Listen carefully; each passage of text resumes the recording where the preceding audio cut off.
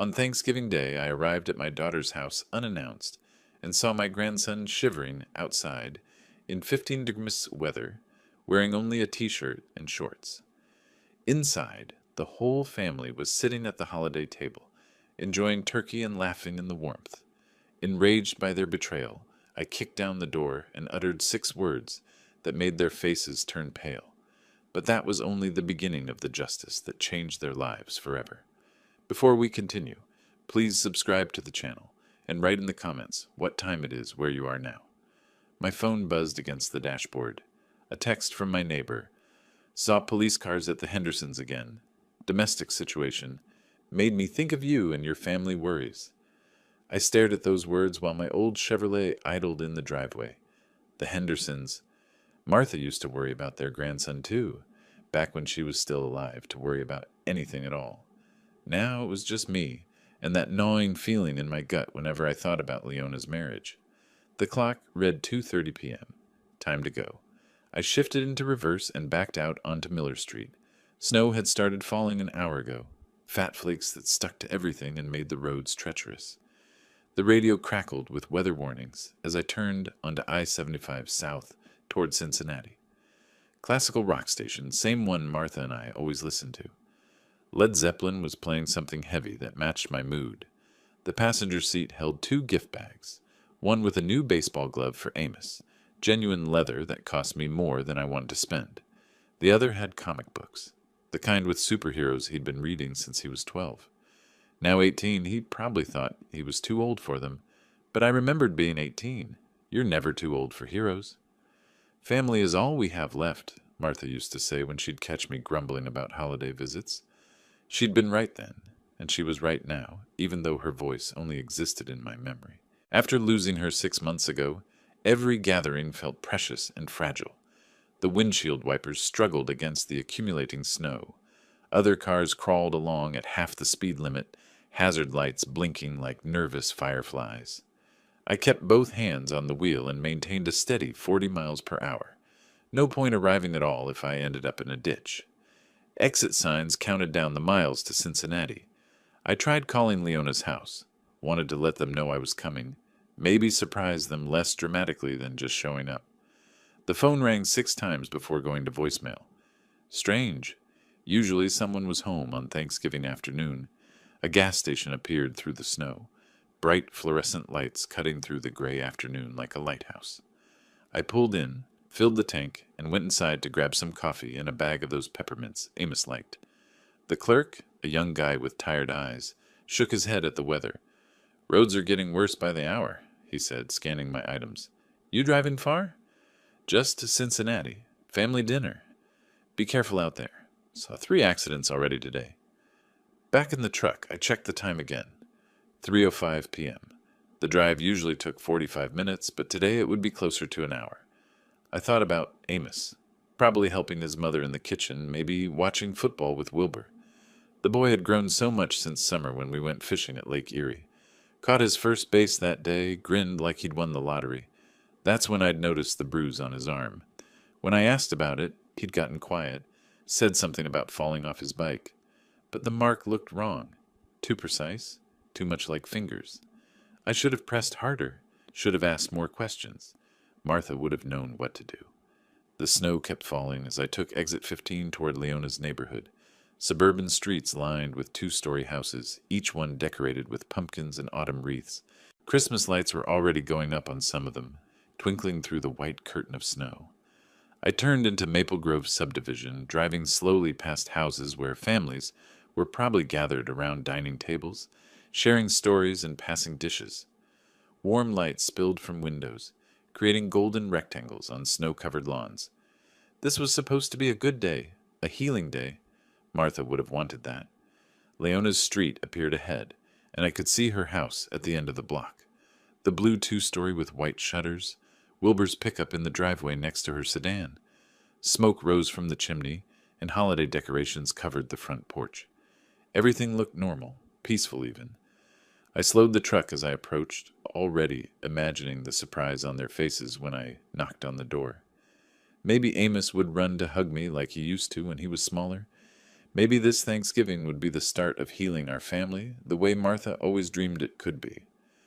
I pulled into the driveway behind Wilbur's truck, the engine ticking as it cooled. Through the falling snow, I could see holiday lights twinkling around the front door and hear faint music from inside the house. Something warm and inviting, like a Norman Rockwell painting come to life. Then I saw him. Amos sat on the front steps, hunched over with his arms wrapped around his knees.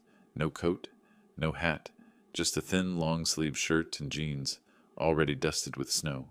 His shoulders shook, not just from cold, but something deeper. "Jesus Christ," I muttered, throwing open the truck door. The wind hit me like a slap, carrying ice crystals that stung my face. In the few seconds it took me to reach him, I could see his lips had turned blue, and his hands were pressed tight against his body, trying to conserve warmth. "Amos!" I called out, breaking into a run across the slippery driveway. "What are you doing out here?" He looked up, and the relief in his eyes nearly broke my heart. His face was pale, almost gray, with red patches on his cheeks, where the cold had bitten deepest. "Grandpa?" His voice came out as barely a whisper, teeth chattering so hard he could barely form words. I can't." I was already pulling off my heavy winter coat, wrapping it around his shoulders before he could finish the sentence. The boy was ice cold, his whole body trembling like a leaf in a hurricane. "What do you mean you can't? Can't what?" I helped him stand, steadying him when his legs nearly buckled. "How long have you been sitting out here?" "I'm not allowed." He pulled my coat tighter around himself, and I could feel him shaking through the thick fabric. "I'm not allowed to go in the house." The words hit me like a physical blow. Behind us, through the brightly lit windows, I could hear laughter and the sound of a television. The warm glow of family celebration, while my grandson sat freezing on the front steps like some kind of punishment. "What do you mean, not allowed?" My voice came out sharper than I intended, but anger was building in my chest like a fire. "This is your home." Amos flinched at my tone, and I immediately softened it. The last thing he needed was another adult yelling at him. "Please don't make it worse for me," he whispered, glancing nervously at the front door. "Please, Grandpa, if Wilbur hears you—" I looked at the house, really looked at it, the decorations, the warm lights, the sounds of celebration. Then I looked at my grandson, blue-lipped and shivering in clothes that wouldn't keep him warm in 50-degree weather, let alone this near-freezing nightmare. "How long, Amos?" I kept my voice gentle but firm. "How long have you been out here?" He wouldn't meet my eyes. Since this morning." "This morning?" I checked my watch. 3:15. "Son, it's below freezing out here. You could get frostbite. You could—" I stopped myself before I scared him worse than he already was. I tried the front door handle. Locked. Of course it was locked. They'd locked him out of his own home on Thanksgiving Day and left him to freeze while they enjoyed their holiday dinner. "We need to get you warm," I said, guiding him toward my truck. "Come on, let's get you in the cab where there's heat." But even as I moved to protect him, my mind was working, cataloging details. The way he'd flinched when I raised my voice, the bruises I'd noticed during our fishing trip, the careful way he moved, like someone who'd learned to make himself small and invisible. This wasn't the first time. This was a pattern. "Amos," I said, as I helped him into the passenger seat and turned the heat to maximum, "I need you to tell me exactly what happened today." I cranked the heat to full blast and wrapped another blanket from my emergency kit around Amos's shoulders. His hands were so numb he couldn't grip anything properly, so I held them between mine, trying to rub warmth back into his fingers. "Talk to me, son," I said, keeping my voice steady, despite the rage building in my chest. "What happened this morning?" He stared down at his hands, still shaking. "I was helping Mom with the turkey. She asked me to check on it while she took a shower." His voice was small, ashamed. I forgot to turn off the oven timer when I took it out to baste it." "You forgot a timer?" "The turkey got a little burnt on top. Not ruined, just darker than usual." He finally looked at me, and I could see the fear in his eyes. "Wilbur came in and saw it, and he lost it." I felt my jaw clench. Lost it how? Started yelling about how I'd ruined the whole holiday. Said the guests would think Mom couldn't cook. That I was an embarrassment to the family. Amos pulled the blanket tighter. Then he said I needed to think about my actions, and that I couldn't come back inside until I'd learned some responsibility. And your mother? The question came out harder than I intended. Amos looked away. She tried to say something at first, but Wilbur told her to stay out of it, said this was between him and me. He swallowed hard. She didn't say anything after that. I checked my watch again. 3:20. Amos, what time did this happen? Around 11 this morning. 4.5 hours. 4.5 hours in weather that could kill someone, over a slightly burnt turkey that probably tasted just fine. I had to take several deep breaths before I could speak without shouting. Has this happened before? The question hung in the air between us. I could see him wrestling with whether to tell me the truth, probably weighing the consequences of honesty against the relief of finally having someone to tell. Sometimes, he whispered, when I mess up. Last month he made me stand in the garage all night because I forgot to take out the trash. And once he locked me in the basement for 2 days because I accidentally broke one of his beer bottles. Each word felt like a punch to my gut. I looked at my grandson, this smart, kind boy who'd never hurt anyone in his life, and saw the careful way he held himself, like someone who'd learned that taking up too much space could be dangerous. Your mother knows about this? She says Wilbur's just trying to teach me discipline, that I need to be more responsible. His voice cracked. Maybe she's right. Maybe I am just... Don't. I turned in the seat to face him fully. Don't you dare blame yourself for this. What that man is doing to you isn't discipline, it's abuse, and it's going to stop today. Amos's eyes went wide with panic. No, Grandpa, please. If you make a scene, he'll just take it out on me later. He always does. I could see the house through the windshield, still glowing warm and inviting, still full of laughter and holiday music. Inside, my daughter was serving dinner to guests while her husband's stepson sat freezing in a truck, too afraid to ask for basic human decency. Listen to me, I said, taking his hands again. You are 18 years old. You don't have to live like this anymore, and I'm not going to let you. But where would I go? I don't have any money. I can't afford college without... You'll come home with me. Tonight. The decision crystallized as I spoke. We'll figure out the rest later. I could see the hope and terror warring in his expression. Hope because maybe, finally, someone was going to stand up for him. Terror because he'd learned not to trust that things could actually get better. He won't let me leave, Amos said quietly. He'll call the police, say I stole something or that you're kidnapping me. I looked at the house again, at the warm lights and holiday decorations, and felt something cold and hard settle in my chest. Martha had always been the diplomatic one, the one who smoothed over family conflicts with patience and understanding. But Martha wasn't here anymore, and diplomacy hadn't protected my grandson from 4 hours in near-freezing weather. Let me worry about Wilbur, I said, opening the truck door. Right now, we're going to get your things. I stepped out into the snow, my boots crunching on the accumulating white. Behind me, I heard Amos scramble to follow, my coat still wrapped around his shoulders. The front door was still locked, but I had no intention of knocking. I held Amos closer, but my hands weren't just shaking from the cold anymore. They were shaking with the kind of rage that builds slowly, then hits like a freight train when you finally see the whole picture. Why didn't you tell me it was this bad? I asked, studying his face more carefully. Now that I was really looking, I could see faint bruises along his jawline, partially hidden by the shadows and cold reddened skin. I tried to hint, he whispered, pulling my coat tighter. But you always talk to Mom, and she... The memory hit me like a slap. Last month, when Amos had called while I was fixing dinner, his voice small and uncertain. Grandpa, Wilbur says I can't eat dinner with them anymore. Says I have to earn my way back to the table. I'd laughed it off, thought it was teenage drama. Called Leona the next day, and she'd brushed it aside with that practiced ease she'd developed since marrying Wilbur. Dad, you're overreacting. It's just normal family discipline. Amos exaggerates everything. You know how teenagers are. Another memory surfaced. Summer phone call. Amos, sounding exhausted. Mom! Wilbur yelled at me again about leaving dishes in the sink. He made me wash every dish in the house twice. When I'd asked Leona about it later, she'd sighed that martyred sigh. He's just being dramatic. Wilbur's trying to teach him responsibility. How long has he been treating you like this? I asked, though part of me already knew the answer would destroy me. Since Mom married him 3 years ago. Amos's voice was barely audible. It started small, making me redo chores if they weren't perfect. Then it got worse. I remembered the fishing trip this past summer, how Amos had seemed reluctant to go home, kept asking if we could stay another day. When I'd pressed him about it, he'd just shrugged and said he liked being on the lake. But now I could see it differently. The way he'd grown quiet when I mentioned driving him back, the shadow that crossed his face when he talked about school starting.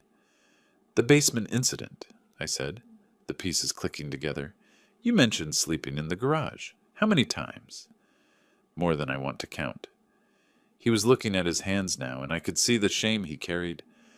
"Last winter he locked me out for forgetting to shovel the driveway. I slept in your truck when you visited for Christmas Eve." My truck. He'd slept in my truck on Christmas Eve while I was inside enjoying eggnog and thinking what a wonderful family holiday we were having. The guilt hit me like a physical blow. I looked toward the house where warm light spilled from every window and I could hear the faint sound of laughter. A perfect suburban holiday scene while my grandson nearly froze to death on the front steps. "Your mother knows about all of this?" Amos nodded miserably. "She says Wilbur's just trying to make me a better person, that I need to stop being so sensitive and learn to follow rules." The rage was building now, hot and focused. I could feel it in my chest, in the way my vision seemed to sharpen and narrow. Martha used to warn me about my temper, told me to count to 10 before acting when I got like this. But Martha wasn't here, and counting wouldn't help my grandson. I stood up, still keeping Amos wrapped in my coat. "Come on, we're going inside." "Grandpa, no. Please. If you make a scene, he'll just what?" I turned to face him fully. "Make you sleep outside in freezing weather? Beat you? Starve you?" I could hear my voice getting harder. "Son, it can't get much worse than what's already happening." Amos looked toward the front door with fear in his eyes. "You don't understand how he gets when someone challenges him." But I was already walking toward the house, my grandson following reluctantly behind me. The front door looked solid and expensive, Wilbur's pride showing in every detail of his perfect suburban fortress. I didn't bother knocking. My boot hit the door just beside the lock with all the force I could muster. 68 years old, but decades of factory work had left me with more strength than most men half my age. The wood splintered with a crack that echoed through the neighborhood, and the door slammed open so hard it bounced off the wall.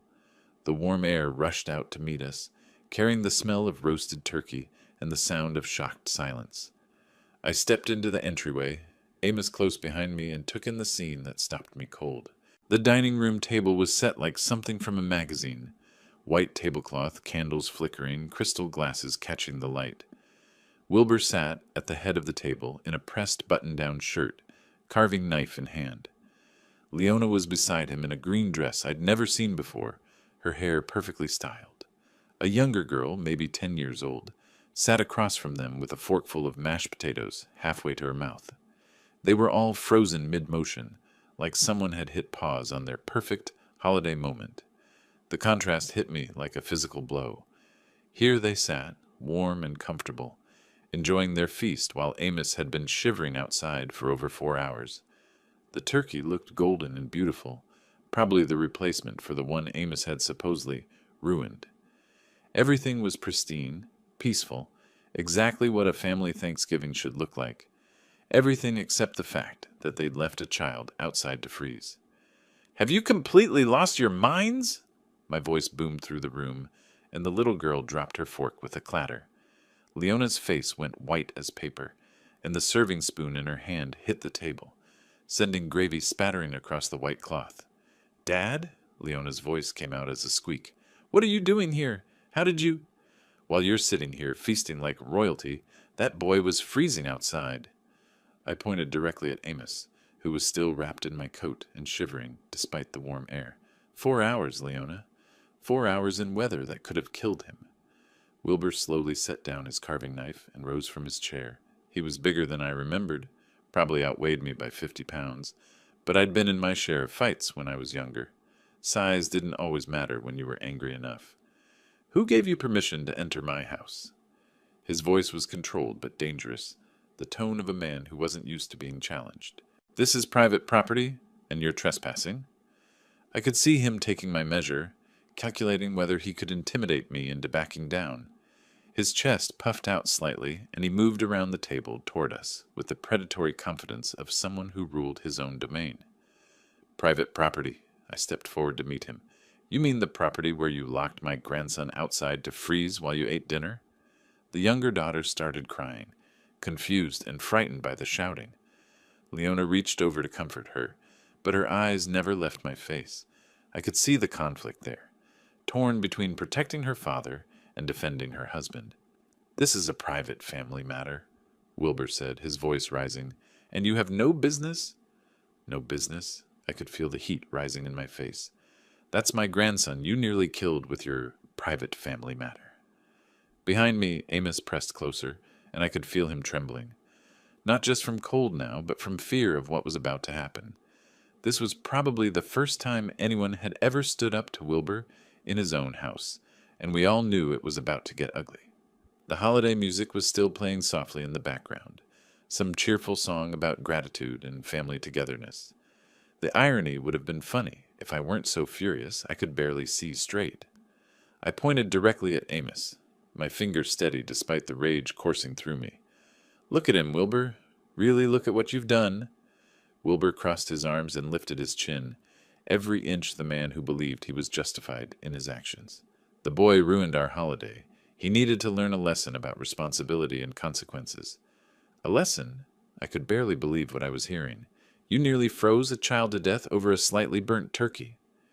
He's 18, not a child, and this is my house with my rules.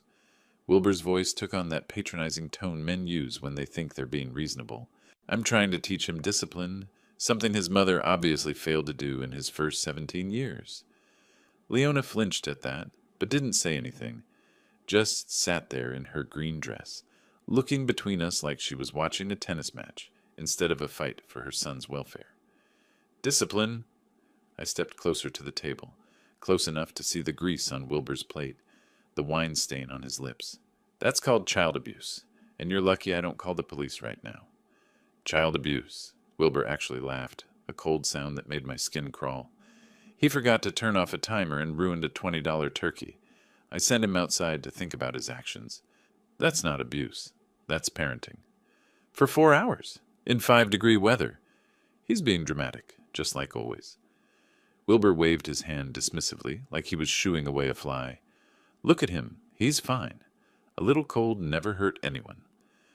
I looked at Amos, still wrapped in my coat, his lips blue and his whole body shaking. Fine? This man thought hypothermia was fine. Dad, please, Leona finally spoke up, her voice shaky. Don't ruin our holiday. We can discuss this later, as a family. Ruin your holiday? I turned to stare at my daughter. Your son was sitting outside freezing while you ate dinner, and you're worried about me ruining your holiday. She looked down at her plate, unable to meet my eyes. Wilbur was he was trying to teach Amos responsibility. Sometimes boys need firm guidance. Firm guidance? My voice cracked with disbelief. Leona, when you were 18 and you dented my truck, did I lock you outside in a blizzard? When you failed your math test, did I make you sleep in the garage? That's different, she whispered. How? How is it different? Wilbur stepped between us, his face red with anger. Because this is my house, and Amos is not my biological son. I have every right to discipline him as I see fit. There it was. The truth finally out in the open. Amos wasn't his blood, so Amos didn't matter. The boy was nothing more than an inconvenience to be controlled and punished. You have 30 seconds to apologize to my grandson, I said, my voice deadly quiet. 30 seconds to show some basic human decency. Wilbur's laugh was even colder this time. I don't owe that boy anything. If he doesn't like my rules, he can find somewhere else to live. The little girl was crying harder now, and Leona was making shushing noises, but I could barely hear them. All I could see was Wilbur's smug face. All I could think about was Amos sitting on those steps for 4 hours, believing he deserved it. Somewhere else to live? I stepped even closer, close enough to smell the wine on Wilbur's breath. You're right about that. He is going somewhere else to live. I reached into my jacket pocket and pulled out my cell phone, my thumb hovering over the keypad. The movement was deliberate. slow enough for everyone in the room to understand exactly what I was considering. Wilbur's face changed when he saw the phone. The smug confidence cracked just slightly around the edges. "Either you apologize to my grandson right now," I said, my voice deadly calm, "or I call Child Protective Services and report this abuse." "You wouldn't dare." Wilbur stepped closer, trying to use his size to intimidate me. But I'd faced down bigger men than him in my day, and I wasn't backing down from anyone who hurt my family. "Try me." I started dialing the first number. "I've got plenty to tell them about leaving an 18-year-old outside in freezing weather for 4 hours. Behind me, Amos gripped my arm. I could feel him trembling, but not from cold anymore. This was fear of a different kind, the terror of someone who'd learned that standing up only made things worse. "Dad, please!" Leona finally moved, stepping between us with her hands raised like she was trying to stop a bar fight. "Don't destroy our family over this." "I'm not destroying anything." I kept my eyes locked on Wilbur. He did that when he decided to abuse my grandson. "Abuse?" Wilbur's laugh was harsh and bitter. "I was teaching him responsibility, something his weak mother never bothered to do." Leona flinched like he'd slapped her, but she didn't defend herself, just stood there taking it, the way she probably always did. "Get out of my house, old man," Wilbur continued, his voice rising. "You have no authority here. Amos is my responsibility, now." "Your responsibility?" I looked around the perfect dining room, the crystal glasses, the fine china, the holiday centerpiece, then back at my grandson's bruised face. "Is this how you handle responsibility? Locking children outside to freeze?" The younger daughter was crying harder now, confused and frightened by the shouting.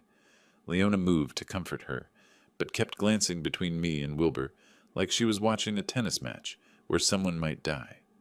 "He's not a child. He's 18, Wilbur said, straightening his shoulders. "And in my house, adults who can't follow simple instructions face adult consequences." Adult consequences for forgetting to turn off a timer? Adult consequences for being careless and destructive, for ruining our holiday and embarrassing this family in front of our guests. Wilbur gestured toward the empty chairs where other family members had obviously been sitting before I arrived. Everyone had to leave because of the scene he caused. I looked at those empty chairs and felt another piece of the puzzle click into place. They'd had guests. People had been here, eating dinner and socializing while Amos sat outside freezing, and none of them had questioned it. None of them had said a word. "Grandpa, let's just go," Amos whispered behind me. "Please, I don't want to cause any more problems." The defeat in his voice broke something inside me. This boy, this smart, kind young man, had been beaten down so thoroughly that he thought he was the problem, that he was causing trouble by asking for basic human decency. "You're not causing problems, son," I said, loud enough for everyone to hear. "You never were." I turned back to Wilbur, my decision crystallizing like ice in my veins. "You have 30 seconds to apologize to my grandson for what you did today." "I'm not apologizing for anything." Wilbur crossed his arms, chin raised in defiance. "And I'm certainly not taking orders from some bitter old man who can't accept that his precious grandson needed discipline." "Then we're done here." I closed the phone and put it back in my pocket. "Amos, go get your things. You're coming home with me." The silence that followed was deafening. Even the little girl stopped crying for a moment. "You can't just take him," Leona said, her voice barely a whisper. "Watch me." I placed my hand firmly on Amos's shoulder, guiding him away from the dining room table and toward the stairs. "Go pack whatever you need. We're leaving." "Dad, you can't do this." Leona followed us, her voice rising with panic. "You can't just walk into our house and take my son." "I can, and I am." I kept walking, staying between Amos and the rest of the family. "Unless you'd prefer I call the authorities and let them sort it out." Amos led the way up the narrow staircase to the second floor, his steps quick and uncertain. I could hear Wilbur behind us, his heavy footsteps on the hardwood, but I didn't turn around. "This is kidnapping," Wilbur called out. "I'll have you arrested for kidnapping." "Good luck explaining to the police why my grandson was sitting outside in 5-degree weather for 4 hours. I reached the top of the stairs and followed Amos down a short hallway to a small room at the back of the house. The room was barely big enough for a twin bed and a small dresser. No heat vent that I could see, and the single window faced north. letting in the coldest air. It looked more like a storage room than a bedroom, and it was clearly the worst room in the house. "This is where you sleep?" I asked, taking in the sparse furnishings and bare walls. Amos nodded, already pulling clothes from the dresser and stuffing them into a duffel bag. "Wilbur says the basement room is for guests, and the other upstairs room is for my sister." I noticed he didn't call her our sister, just my sister. Even in his own home, he was an outsider. "Take everything that matters to you," I said, standing guard at the doorway while he packed. "We're not coming back for anything." "Amos, think about what you're doing." Leona appeared in the doorway, her face streaked with tears. "This is your home, your family." "Some family," Amos muttered, folding a Dayton University sweatshirt into his bag. "Real families don't lock each other outside to freeze. Wilbur was just trying to teach you responsibility. By giving me hypothermia?" Amos looked up at his mother, and I could see 3 years of hurt and disappointment in his eyes. "Mom, he made me sleep in the garage last week because I left a glass in the sink." "A glass? That's not normal." Leona's face crumpled. He has high standards. He wants you to be better." "He wants me gone," Amos said quietly, zipping up his bag. "And you know it." We made our way back downstairs, Wilbur waiting at the bottom like a bouncer. "You leave my house, boy, and you don't come back, ever." "Fine by me," Amos said, and I heard real strength in his voice for the first time all day. The front door was still hanging open from when I'd kicked it in, cold air pouring into the house and making the holiday decorations flutter like dying leaves. I could see my truck in the driveway, engine still running, exhaust visible in the frigid air.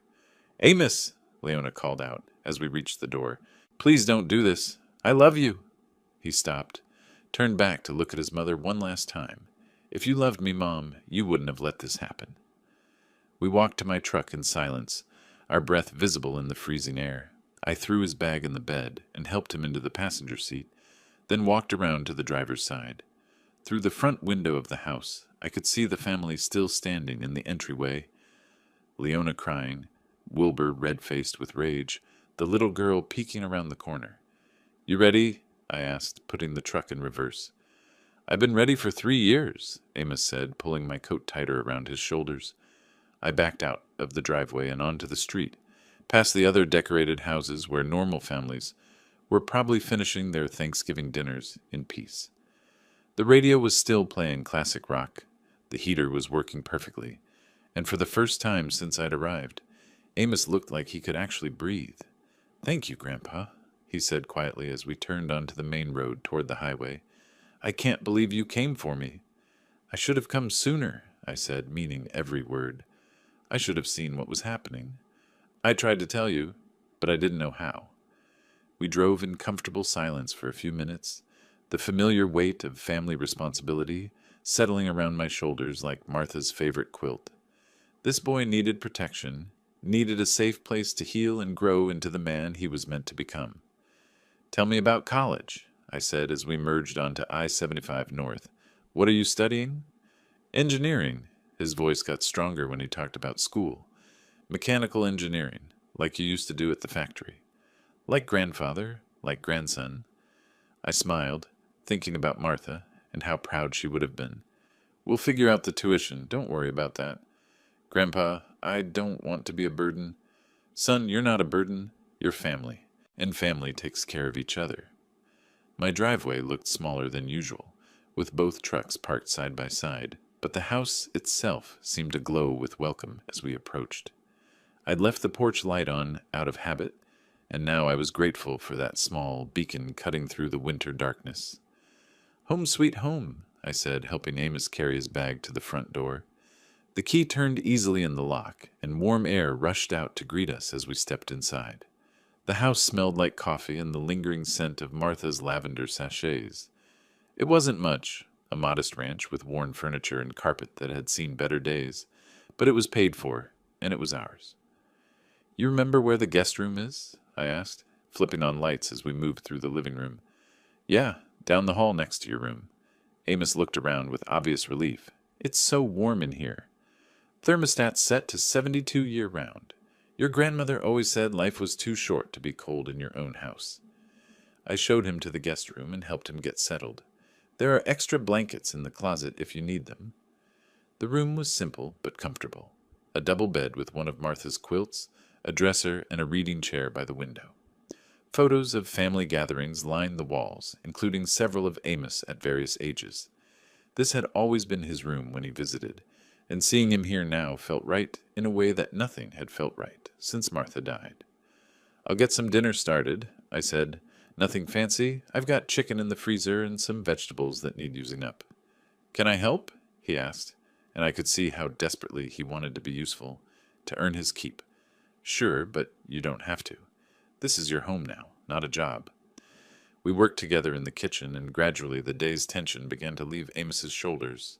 I thawed the chicken in the microwave while he washed vegetables, and we moved around each other with the easy rhythm of family members who'd cooked together before. "Tell me more about what's been happening," I said as I seasoned the chicken. "Start from the beginning when your mother married Wilbur." Amos was quiet for a long moment, clearly trying to decide how much to share. "It started small. Little comments about how I loaded the dishwasher wrong, or left my shoes in the wrong place. Then it got bigger. How much bigger? He controls everything. When I eat, what I eat, when I can shower, when I can use the phone." Amos's voice got smaller as he continued. "He made Mom choose between him and me, and she chose him." I had to stop seasoning the chicken for a moment and grip the counter. "What do you mean she chose him?" "Last Christmas, when you visited. Remember how I was quiet during dinner? Wilbur had told me I wasn't allowed to speak unless someone asked me a direct question, and Mom didn't say anything to stop him." The memory hit me like a punch to the gut. I'd thought Amos was just being a typical moody teenager. I'd even joked with Martha about it later, saying kids these days didn't know how to make conversation. "Why doesn't your mother stand up to him?" "She's scared." Amos started chopping carrots with mechanical precision. "She told me once that if she leaves him, she'll lose the house and have to move back to that apartment complex where we used to live. She can't afford to take care of us on her own." I slid the chicken into the oven and started a fire in the living room fireplace. The familiar ritual of wadding newspaper and stacking kindling helped calm my racing thoughts. "Come sit with me," I said when the fire was crackling steadily. "Tell me about the good things. Tell me about school, about your friends." We settled into the comfortable chairs by the fire, and for the first time all day, Amos smiled. "I made Dean's List last semester, and I've got this friend Jake who's teaching me to play guitar." "Your grandmother always wanted to learn guitar." I pointed to a framed photo on the mantel showing Martha at age 20, laughing and holding an acoustic guitar. "She said music was the language of the soul." I remember her saying that. Amos studied the photo with new interest. "I miss her." "Me too, son. Me too." We talked until the chicken was done, sharing memories of Martha and making plans for Amos's spring semester. The house felt alive again with conversation and laughter, the way it used to when Martha was here to fill the quiet spaces. As we sat down to eat our simple but satisfying meal, I looked across the table at my grandson. Really looked at him. The fear was gone from his eyes, replaced by something I hadn't seen in years. Hope. "We'll call the college tomorrow," I said, cutting into my chicken. "Make sure your financial aid is sorted out, and we'll look into getting you a part-time job if you want one." "Grandpa, you don't have to do all this for me." "Yes, I do." I met his eyes across the table. "That's what family's for." The phone rang just as we were finishing dessert, leftover pie I'd found in the freezer. The sound cut through our peaceful evening like a knife, and I could see Amos tense up immediately. I looked at the caller ID and felt my jaw clench. Leona. The peaceful crackling of the fireplace was shattered by 3 sharp knocks on the front door. Not the gentle rapping of a neighbor or the hesitant tap of someone unsure. This was the authoritative pounding of someone who expected immediate compliance. Amos nearly dropped his coffee mug. "Grandpa?" "Stay behind me," I said, setting down my own cup and moving toward the door. The knocking came again, more insistent this time, accompanied by the sound of multiple voices on my front porch. I flipped on the porch light and looked through the peephole. 2 uniformed police officers stood on my doorstep, and behind them, like predators waiting for their moment to strike, were Wilbur and Leona. "Mr. Burke," the lead officer called out. "Police, we need to speak with you." I took a deep breath and opened the door, keeping my body positioned to block their view of Amos. "What can I do for you, officers?" Wilbur immediately stepped forward, pointing an accusatory finger at me. "Officer, this man kidnapped my stepson. He broke into our house and took the boy without permission." The lead officer, a middle-aged man with tired eyes, held up his hand to quiet Wilbur. "Sir, we need to sort out this situation. Mr. Burke, is there a young man named Amos Green on these premises?" "Yes," I said simply. "My grandson is here." "He kidnapped him," Wilbur's voice rose dramatically, "broke down our door like some kind of criminal, and dragged the boy away from his family." "Is the young man here voluntarily?" the second officer asked, pulling out a notepad. Before I could answer, Amos appeared beside me, still wrapped in the blanket from the couch. His voice was quiet but clear. "I want to stay with my grandpa." Wilbur's face flushed red. "See? He's been filling the boy's head with lies, turning him against his own family." "What lies?" I stepped forward slightly. "The truth about how you left him outside in freezing weather for 4 hours. The truth about how you've been abusing him for 3 years." "Abuse?" Wilbur laughed, but it sounded forced. "I was teaching him responsibility. The boy ruined our entire Thanksgiving dinner and needed to learn there are consequences for his actions." The first officer looked between us with the weary expression of someone who'd broken up too many family disputes. "Mr. Burke, we're going to need everyone to come inside so we can discuss this properly." I stepped back reluctantly, allowing the officers to enter my living room. Wilbur followed immediately, Leona trailing behind him with her eyes fixed on the floor. She looked smaller somehow, diminished, like a woman who'd finally realized the true cost of the choices she'd made. "Now then," the officer said, taking out his notepad, "let's start from the beginning. Mr. Green, you claim this man kidnapped your stepson?" "Absolutely." Wilbur straightened his shoulders, putting on what I recognized as his reasonable authority figure performance. "I came home from work to find my front door broken and Amos gone. When I called around, neighbors said they saw an older man forcing the boy into a truck." "Forcing?" I couldn't keep the disbelief out of my voice. "Officer, I rescued my grandson from child abuse." "That's what he keeps saying," Wilbur said, shaking his head sadly. "But the truth is, he's never approved of my marriage to his daughter. He's been looking for any excuse to cause trouble." The officer turned to Amos, who was standing close enough to me that I could feel him trembling. "Son, did this man force you to come with him?" "No, sir." Amos's voice was barely above a whisper. "He saved me." "Saved you from what?" Amos glanced nervously at Wilbur, then back at the officer. "From freezing to death on the front porch." The second officer looked up from his notepad. "Explain that." "I accidentally burned the turkey this morning. Wilbur made me sit outside in the cold to think about my actions. I was out there for over 4 hours in 5-degree weather." "He's exaggerating," Wilbur said quickly. "It was maybe an hour, and he was dressed warmly." "An hour?" I stared at him. "Officer, I have witnesses. My grandson was sitting on that porch in a thin shirt and jeans when I arrived at 3:15. He'd been there since 11 in the morning." The first officer looked at Wilbur with new interest. "Sir, is it true you made the young man sit outside as punishment?" "Briefly, yes, but he's making it sound worse than it was." "In freezing weather, for several hours?" Wilbur's confident facade began to crack slightly. "Look, sometimes teenagers need firm discipline. His mother and I agreed that—" "Mom didn't agree to anything," Amos said, his voice getting stronger. "She just didn't stop you." All eyes turned to Leona, who had been silent throughout the entire exchange. She stood by the doorway like she was ready to run, her hands clasped tightly in front of her.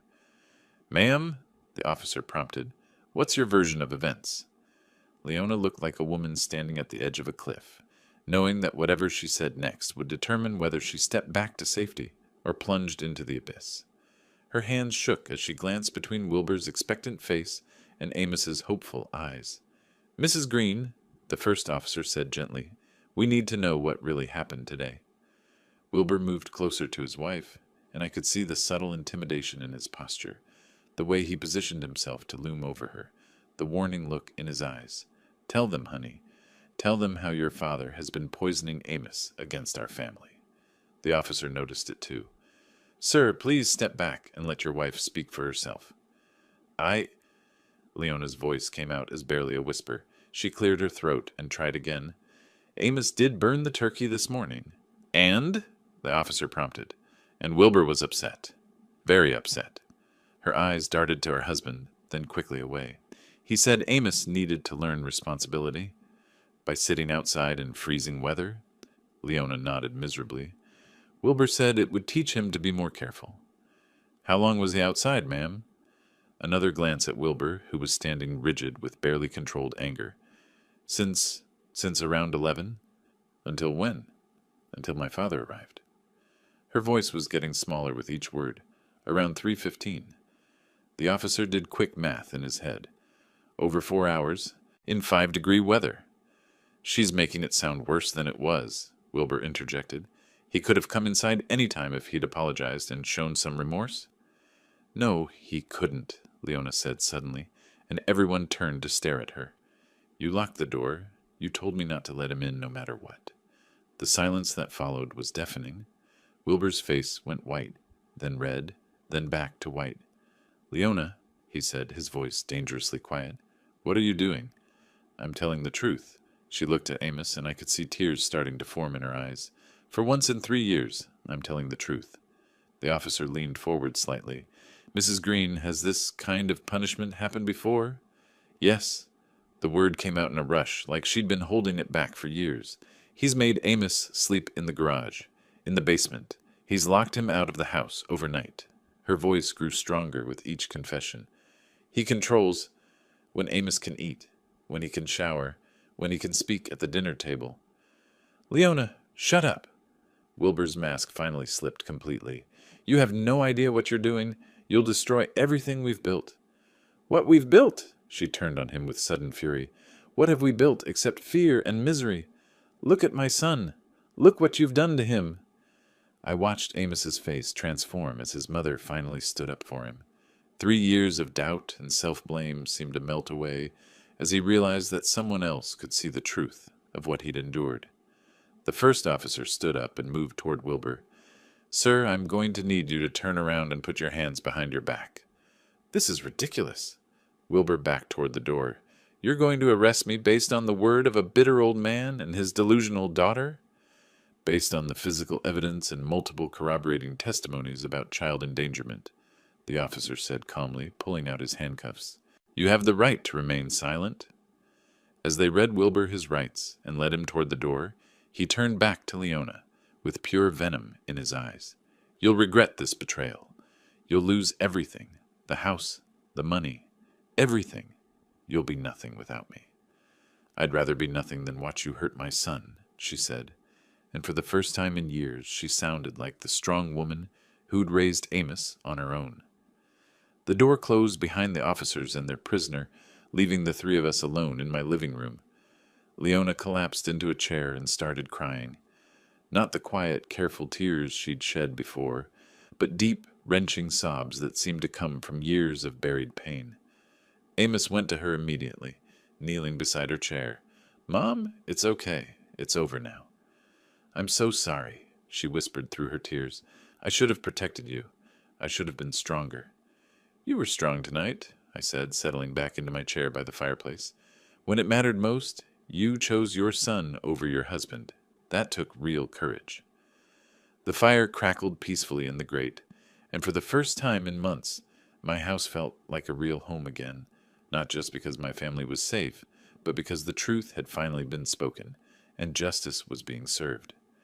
Amos looked up at me from where he knelt beside his mother's chair. What happens now, Grandpa? Now we heal, I said simply. We take our time, and we heal. 4 months later, the morning sun streamed through my kitchen window as Leona flipped pancakes on the griddle, and Amos sat at the table, reviewing his acceptance letter from Ohio State's engineering program. Full scholarship, he said for the 10th time that week, still not quite believing it. They're actually paying me to go to school. That's what happens when you're brilliant and work hard, Leona said, sliding a stack of pancakes onto his plate. She looked different now, stronger, more confident. The part-time job at the local library had given her independence she'd never had before, and the divorce settlement had provided enough money for her to start over. Your grandmother would have been so proud, I said, settling into my chair with my coffee. The kitchen felt alive in a way it hadn't since Martha died, full of conversation and laughter and the comfortable chaos of a real family. Leona had moved in permanently after Wilbur's conviction. The guest room had become her space, and we'd converted the basement into a proper bedroom for Amos. Not a punishment cell like at Wilbur's house, but a comfortable retreat with good heating and windows that actually opened. "Dad, are you sure you don't mind us staying here indefinitely?" Leona asked, joining us at the table. "I know you're used to your independence."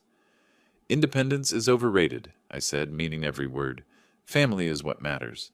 Besides, who else is going to make sure Amos doesn't burn down the kitchen when he tries to cook?"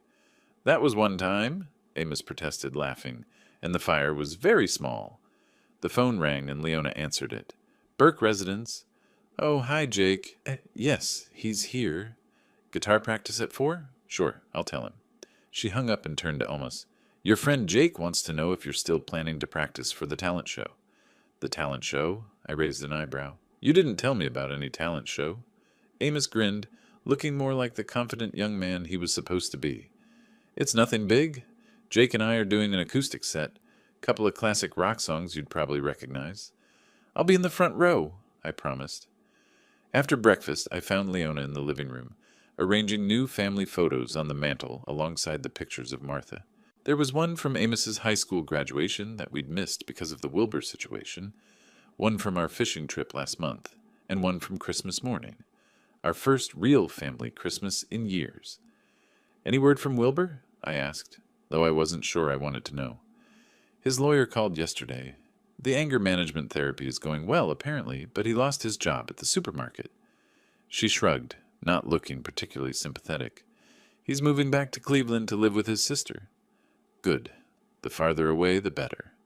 "I feel sorry for him sometimes," she admitted, "but then I remember what he did to Amos, and the feeling passes pretty quickly." That afternoon, while Amos was at guitar practice, Leona and I worked in the garden, preparing the soil for Martha's vegetable patch.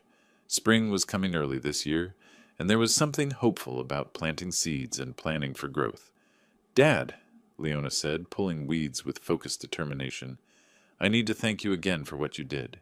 If you hadn't come that day—" "You don't need to thank me," I said, turning over a stubborn clump of earth.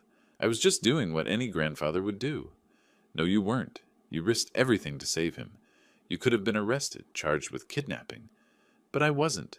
Truth has a way of winning out in the end." She smiled, wiping dirt from her hands. "Martha used to say that. She was a smart woman. Smarter than me, anyway." That evening we settled into our routine. Dinner together, followed by whatever game show or movie happened to be on television. It wasn't exciting or glamorous, but it was exactly what we all needed. Predictable, peaceful, safe. Amos had his guitar out, quietly practicing in the corner, while Leona worked on a crossword puzzle and I read the newspaper. Normal family activities that had seemed impossible just a few months ago. "Grandpa," Amos said during a commercial break, "I've been thinking about changing my major." "From engineering to what?" "Social work, maybe counseling." He set down his guitar and looked at me seriously. "I want to help other kids who are going through what I went through." I felt a surge of pride so strong it almost took my breath away. This young man, who had every right to be bitter and angry, wanted to use his experience to help others. "That's a fine goal," I said. "Your grandmother always said the best way to heal from pain is to help others avoid it." Did she really say that? She did, along with about 1,000 other pieces of wisdom I should have listened to more carefully. As the evening wore on and Leona dozed in her chair, Amos and I stepped out onto the back porch to look at the stars. The night was clear and cold, but nothing like that terrible Thanksgiving when I'd found him freezing on Wilbur's doorstep. "Ready for fishing season to open?" I asked. "Can't wait. Think we'll catch anything bigger than last year?" "With your luck, probably catch a whale." We stood in comfortable silence, 2 generations of Burkemen who'd found their way back to each other through crisis and truth. In a few months, Amos would head off to college, and eventually he'd build his own life and family. But the foundation was solid now, built on honesty and protection and the kind of love that doesn't ask for anything in return. "Grandpa?" Amos said as we headed back inside. "Yeah?" "Thank you for coming to get me." "Thank you for being worth saving." The house was warm and bright as we locked up for the night. 3 people who'd learned that family isn't just about blood. It's about showing up when it matters most, telling the truth even when it's hard, and protecting the people you love no matter what the cost. Martha would have been proud of all of us. If you like this story, please like this video, subscribe to the channel, and share your impressions of this story in the comments. To listen to the next story, click on the box on the left. Thank you for watching.